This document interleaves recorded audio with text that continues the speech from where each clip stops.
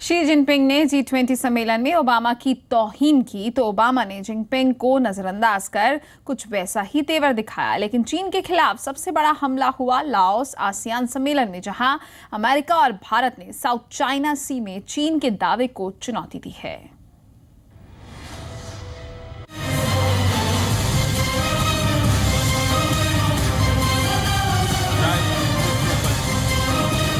दक्षिण चीन सागर में चीन की दादागिरी को हिंदुस्तान की चुनौती।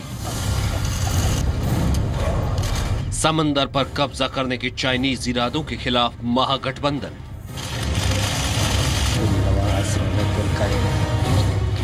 प्रधानमंत्री नरेंद्र मोदी, अमेरिका के राष्ट्रपति बराक ओबामा, जापान के प्रधानमंत्री शिंजो आबे, इन तीनों दिग्गज नेताओं ने साउथ चाइना सी में चीन की दादागिरी के खिलाफ एकजुट होकर आवाज बुलंद की है।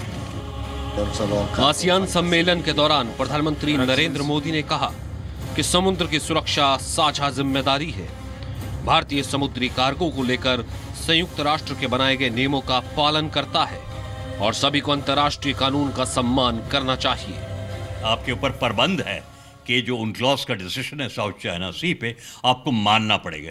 भारत ने ये कड़ा नहीं बोला, लेकिन ये बोल दिया कि आपको इंटरनेशनल लॉ का पालन करना पड़ेगा। अमेरिकी राष्ट्रपति बराक ओबामा ने चीन को चेतावनी दी कि वो साउथ चाइना सी पर कब्जे की जिद छोड़कर अंतर्राष्ट्रीय कानून का पालन करे। ओबामा ने आसियान सम्मेलन के दौरान कहा, जुलाई में इंटरनेशनल कोर्ट के ऐतिहासिक फैसले ने साउथ चाइना सी में अधिकारों को साफ करने में मदद की है। ये फैसला चीन को मानना होगा। With regard to security, our nations reaffirmed our commitment to a regional order where international rules and norms are upheld and where disagreements are resolved peacefully.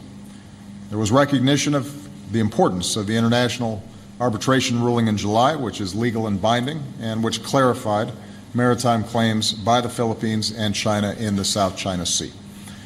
We discussed the importance of claimants adhering to steps to which they've already agreed, including respecting international law, not militarizing disputed areas, and not occupying uninhabited islands, reefs, and shoals. Barack Obama ने चीन में G20 सम्मेलन के दौरान Xi Jinping से मुलाकात के दौरान कहा था कि अंतर्राष्ट्रीय कानून का फैसला नहीं मानने पर चीन को गंभीर नतीजे भुगतने होंगे।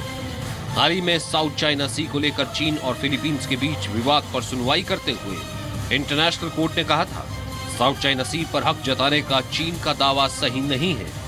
चीन को सेपरेटली आइलैंड पर इकोनॉमिक जोन बनाने का अधिकार नहीं है। चीन ने इंटरनेशनल कोर्ट के फैसले को मानने से इनकार कर दिया। फिलीपींस का दावा है कि चीन ने साउथ चाइना सी के 85% हिस्से पर कब्जा कर लिया है।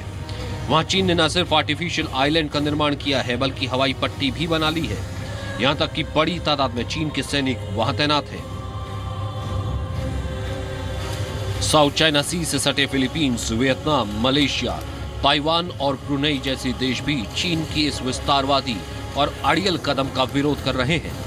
जापान भी चीन के खिलाफ है, लेकिन चीन है कि अपनी जिद पर कायम है। आपको बता दें, साउथ चाइना सी में तेल और गैस के बड़े भंडार दबे हुए हैं। इस इलाके में 213 अरब बैरल तेल और 900 trillion cubic feet natural gas का भंडार है। इस समुद्री रास्ते से हर साल 7 लाख करोड़ डॉलर का बिजनेस होता है।